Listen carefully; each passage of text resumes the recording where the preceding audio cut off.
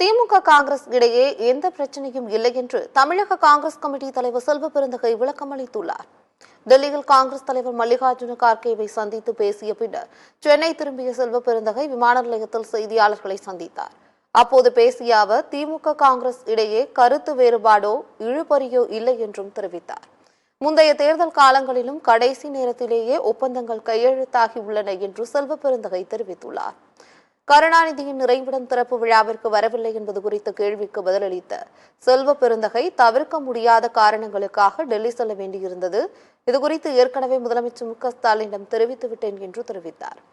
தங்களுக்குள் பிரச்சனை இருப்பது போல் பத்திரிகைகள் பேசுவது ஏற்புடையதாக இல்லை என்றும் முதலமைச்சர் மு.க. ஸ்டாலினும் ராகுல் காந்தியும் உடன்பிறவா சகோதரர்கள் போல் அதை பிரிக்க வேண்டாம் என்றும் கேட்டுக்கொண்டார். அமைச்சர்கள்கிட்டையும் தொலைபேசியில அன்னைக்கு முன்னாலே சொல்லிட்டு இந்த 26ஆம் தேதி இந்த நிகழ்வு இருக்கு, 27ஆம் தேதி காலையில பாம்பன்ல ஆர்ப்பாட்டம் ராமேஸ்வரத்துல, அதையும் நாங்க முன்னாடி அறிவிச்சிருந்தோம். எங்க ப்ரோக்ராம் இப்படிதான் இருந்துச்சு. அது ஆனா இவங்க இந்த ஆலோசனை கூட்டம் வச்சதுனால தவிர்க்க முடியாம போனோம்.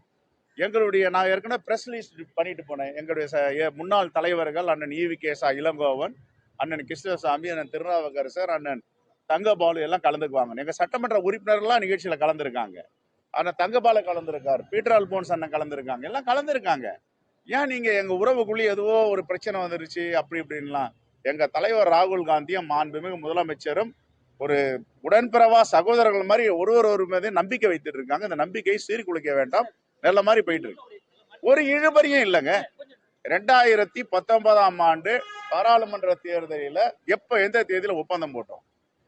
மார்ச் மாசம் தான் போட்டிருக்கோம். அவசரம் இல்லையே, இன்னும் நாட்கள் இருக்கு, நோட்டிபிகேஷன் வரல, இன்னும் தேர்தலுடைய ஆணையம் எதையும் தெளிவுபடுத்தல.